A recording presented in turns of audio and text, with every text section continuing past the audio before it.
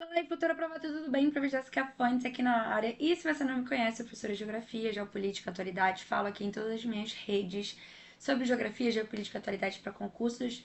E eu vim aqui trazer um simulado inédito para vocês sobre conhecimentos gerais sobre Geografia do Brasil para que a gente possa arrasar. Então, eu vou falar o seguinte. Eu vou deixar aqui para vocês, nos cardzinhos, né, aqui na parte da descrição do vídeo, o PDF, baixa ele, então ele é bem rapidinho, vocês já vão conseguir aí fazer uma avaliação. Tem quase todo o edital aqui, eu tentei trazer, né, pelo menos aí nível médio, então não deixar muito fácil, mas também não deixar muito difícil, tá? Então baixa aqui, faz, são 7 questões, e aí depois vocês vêm aqui conferir, né, o gabarito e conferir também os meus comentários sobre as questões, tá? E já vou pedir aí para vocês o meu like, deixar aqui a sua curtida, porque é extremamente importante para o crescimento do canal da Prof. Me seguir nas minhas redes sociais, arroba Prof. Jéssica Fonte lá no Instagram e arroba ProfJé no TikTok, porque lá também todos os dias eu falo sobre geografia, geopolítica, concurso, falo um pouquinho sobre a vida, falo sobre a importância de estudar, técnicas de estudos, então eu tô aí ajudando vocês nesse caminho de aprendizado, tá? Então, bora lá. Aqui eu já vou jogar para vocês uma questão sobre climas do Brasil, tá? A gente sabe que o Brasil, ele tem três climas principais. Então, quando a gente está falando sobre climas do Brasil, a gente tem o clima equatorial, que está na zona equatorial, tá? Ali próximo à linha do Equador.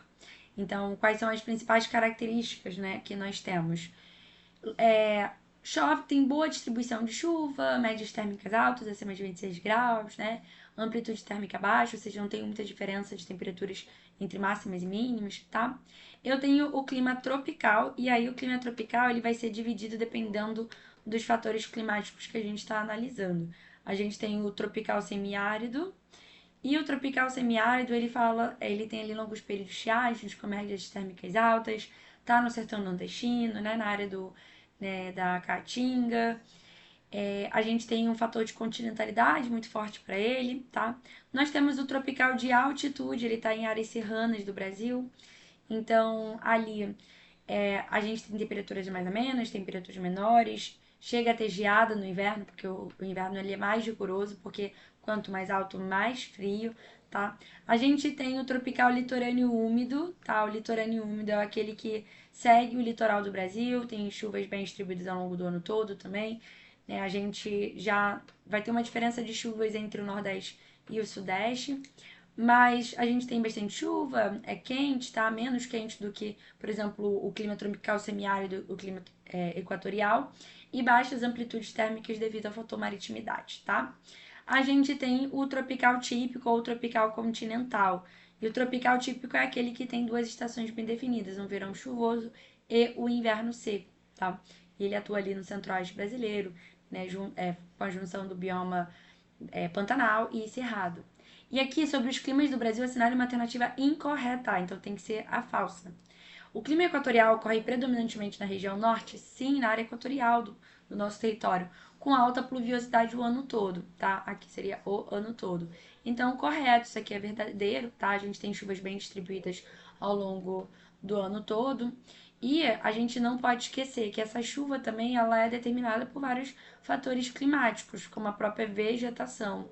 Então, tem uma floresta ali, né, que acaba evapotranspirando o tempo inteiro, acaba lançando umidade o tempo inteiro para a atmosfera e eu acabo tendo essa umidade presente nessa atmosfera que vai levar a essa chuva, tá? Não vamos esquecer, por exemplo, de marcar algumas outras informações que são as massas de ar. Aqui a gente tem a MEC, que é a massa equatorial continental, que apesar de continental, ela é úmida, ela é quente e úmida, então ali faz bastante calor e chove bastante. A MEC, ela é responsável pelas chuvas de verão no território brasileiro. O clima semiárido caracteriza-se pela irregularidade das chuvas e altas temperaturas no sertão nordestino. Perfeito, tá? Tanto o clima semiárido quanto o equatorial, eles são aqueles que alcançam médias térmicas acima de 26 graus. E isso aqui já é bastante quente, tá? Médias térmicas acima de 26 graus. O clima tropical de altitude ocorre nas serras e planaltos do sudeste, com variação térmica anual mais acentuada. Exatamente, é porque eu tenho um inverno mais frio. Essa variação térmica a gente chama de amplitude térmica, tá? Amplitude térmica. O clima subtropical ocorre no sul do Brasil, onde não há variação das estações do ano e temperaturas são constantemente altas. Aqui está errado. De fato, acontece ali no sul do Brasil. Ele é o único clima do Brasil que está na zona temperada sul. De resto, está tudo na zona intertropical ou tropical. E uma das características dessa zona temperada com o clima subtropical é ter 4 estações bem definidas, tá? Bem definidas. Então, a gente tem verão, inverno, primavera, outono e a gente tem um inverno muito rigoroso, tá? As temperaturas mais amenas também. Então, o gabarito errado tá na letra D. O clima tropical litorâneo é característico da faixa litorânea do Nordeste. Perfeito. Assim como característico da faixa litorânea do Sudeste brasileiro. Assinale uma alternativa correta sobre os biomas brasileiros. A Caatinga é o bioma com a maior biodiversidade do Brasil? Falso, né, gente? Mas também a gente não pode falar que é um bioma pobre. Não é o bioma com a maior biodiversidade do Brasil, ou seja, com uma quantidade de fauna e flora com diversidade. Não é. Mas também não é um bioma pobre. A gente tem que romper com esse senso comum de que tem ali vegetações menos densas, né? Vegetações com casca grossa, que não apresenta as folhas, que são xerófitas, que ela vai ser pobre. Não é por causa disso, tá? O Pantanal é o maior bioma em extensão territorial, não, tá? Ele é o menor em extensão territorial. Caracterizados por florestas densas? Não, até mesmo porque o Pantanal, ele é do tipo arbustivo, tá? Quem é floresta densa pra gente aqui, né? A floresta amazônica, Mata Atlântica. E aí, no caso, a gente também pode ter a Mata das Araucárias, que é um tipo de Mata Atlântica, tá? Mata das Araucárias. Só que já foi bastante desmatado. A Mata Atlântica foi o bioma mais impactado pela urbanização desde a colonização. Verdadeiro aqui, tá, gente?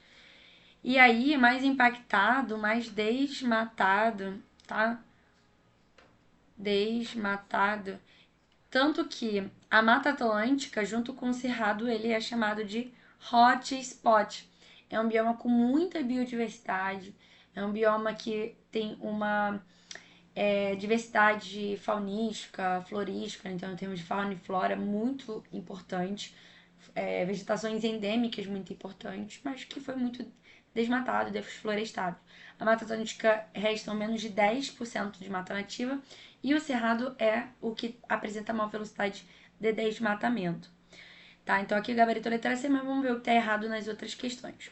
O Pampa brasileiro ocupa a maior parte da região norte. Não, gente. O Pampa, ele tá ali no Rio Grande do Sul, né? Então, no sul do Rio Grande do Sul. No sul do Brasil, tá?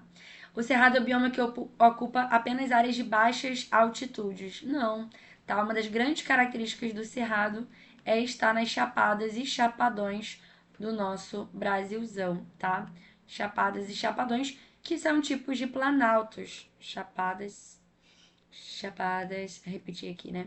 Que são tipos de planalto, ou seja, áreas, né, de mais altitudes, de altas altitudes, pelo menos assim, a partir de 200, 300 metros, tá bom? Então, uma das grandes características do Cerrado é estar nessas chapadas, então não tem aqui como ser baixas altitudes. Ok? Próxima questão, depois vai deixando aí pra mim quais vocês acertaram, quais vocês erraram, porque eu gosto de saber, tá? Sobre a dinâmica populacional brasileira, assinale a alternativa correta. Agora a gente viu 2 questões sobre geografia física, agora vamos ver 2 questões sobre geografia humana. A taxa de natalidade tem aumentado nas últimas décadas? Não, gente. Tem diminuído, tá? A gente tem tido uma diminuição gradativa e a gente já está abaixo da reposição populacional.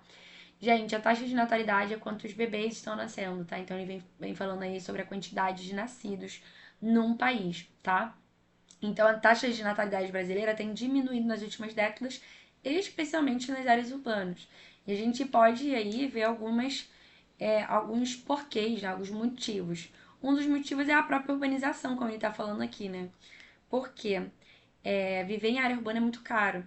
A gente pode falar sobre a própria questão de planejamento familiar, a gente tem aumentado aí a questão de planejamento familiar, tá melhorando o acesso à saúde, a gente tem uma plena inserção da mulher no mercado de trabalho, aumento da escolaridade da mulher.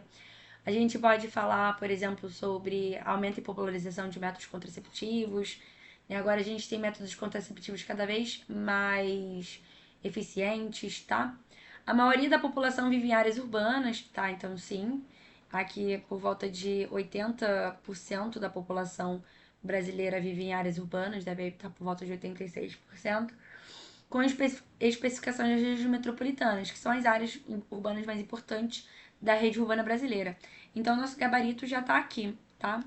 A migração internacional é insignificante no Brasil, não. Apesar de a gente migra muito mais internamente do que externamente, ela não é insignificante, tá?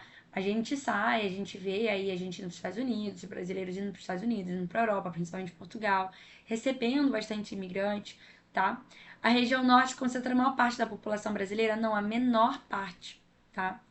A menor parte.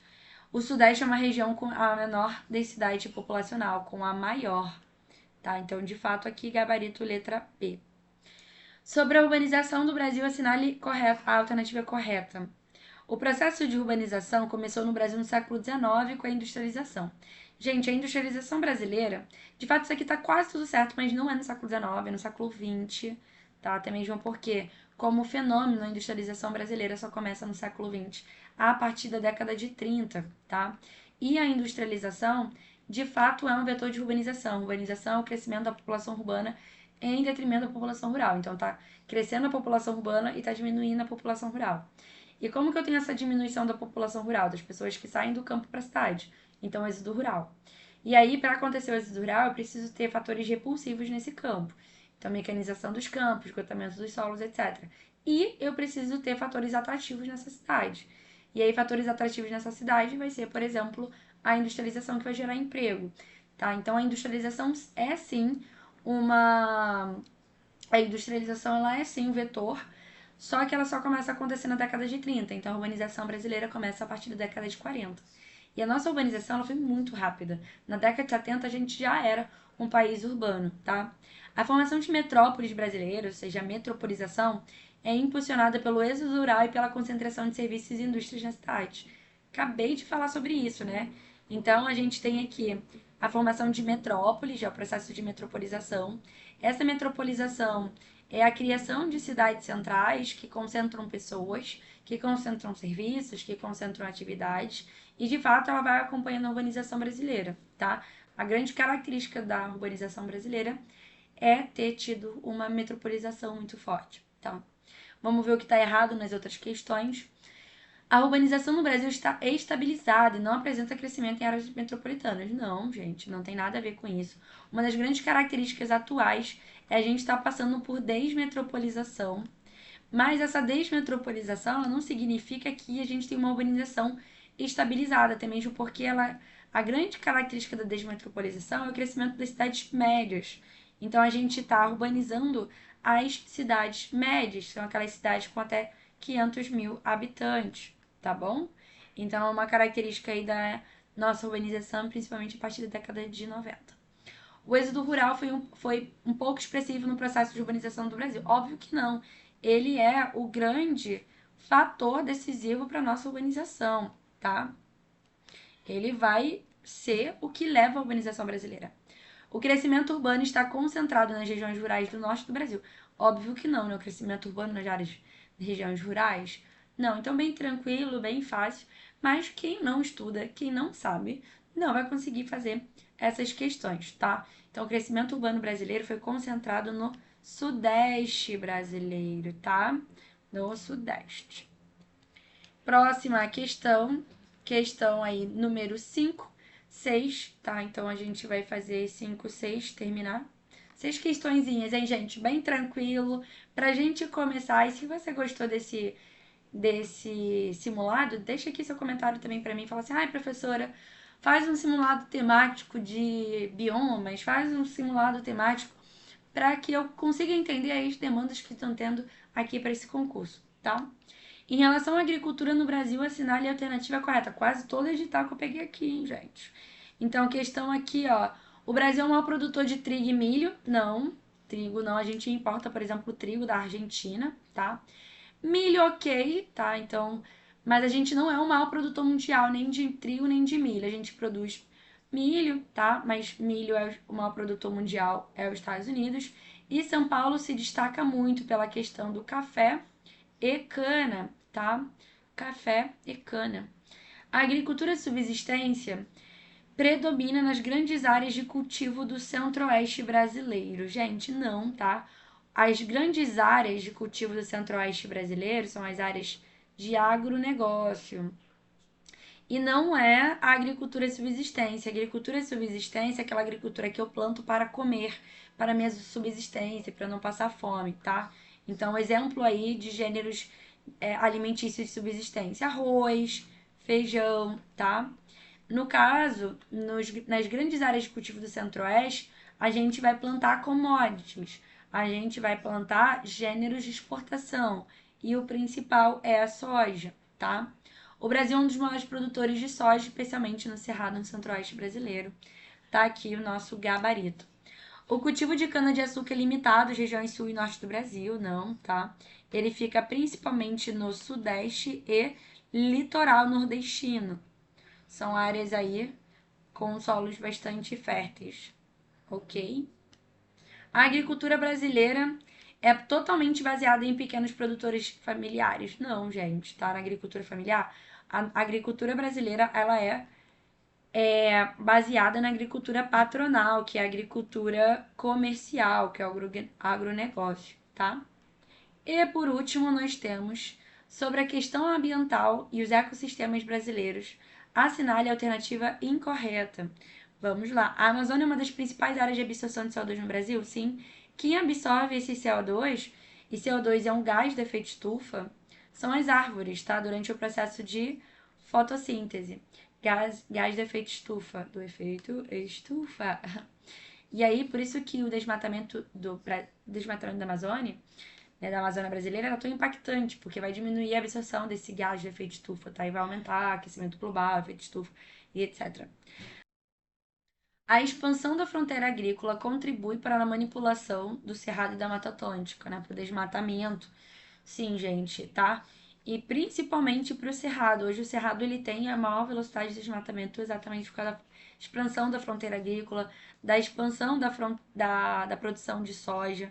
E a gente tem tido uma expansão por uma fronteira chamada de Matopibá, ou seja, Maranhão, Tocantins, Piauí e Bahia, né, no desmatamento para soja, no desmatamento do Cerrado.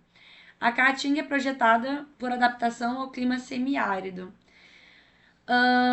Sim, tá, exatamente. A caatinga, ela é um bioma totalmente brasileiro, exclusivamente brasileiro. E a forma que ele tem, né, é exatamente devido a todas as interações que existem entre as condições ambientais ali daquela área, principalmente o clima semiárido. Então essa aqui é verdadeira, ele que é incorreta. A Mata Atlântica é o bioma mais preservado do Brasil? Não, é o mais desmatado, tá? Novamente, é um hotspot. O Pantanal é uma das maiores áreas úmidas do mundo, verdadeira, uma reserva da biosfera bastante importante. E os incêndios que a gente viu esse ano, né, degradou bastante o Pantanal, tá?